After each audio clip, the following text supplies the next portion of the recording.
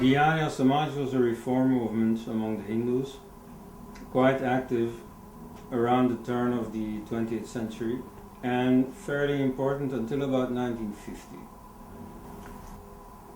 It was very active in the field of social reform. It really strongly militated against the caste system, but it also tried to reform Hinduism at the doctrinal level.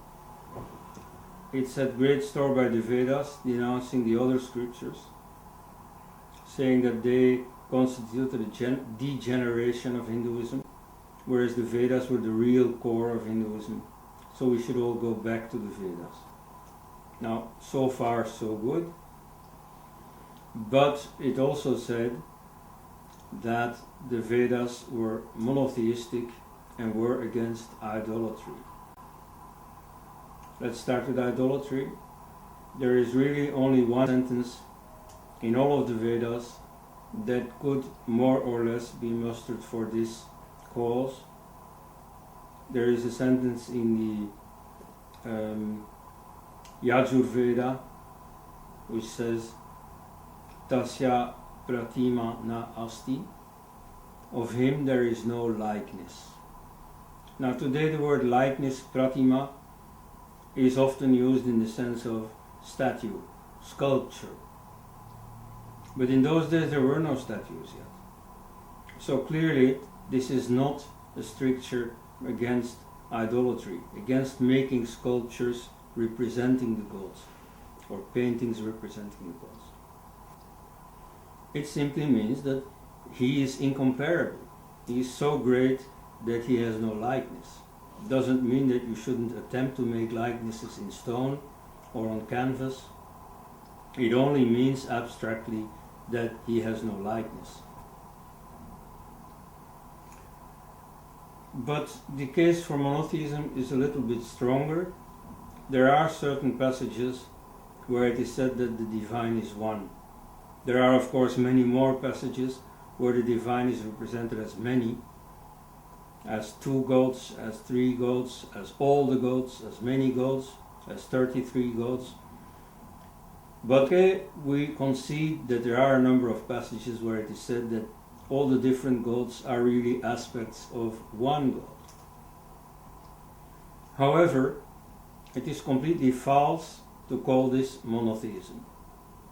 Monotheism in the biblical tradition means that there is only one God and that all the other gods are false. God is a jealous God who does not tolerate a second God beside him. By contrast, the Vedic vision is that all gods ultimately are the same. So there is one God in the sense that every other God is the one God. Ultimately, Vishnu is Shiva, is Ganesha, is everyone else. So this is a very different thing from the biblical proposition. Now, in the days when the Arya Samaj was founded, the people active in it more or less knew what they were doing. They were trying to counter Christianity and Islam.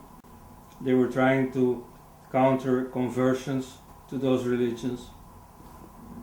And so they had to adapt under the colonial dispensation and bring in some ideas from Christianity into Hinduism. Today,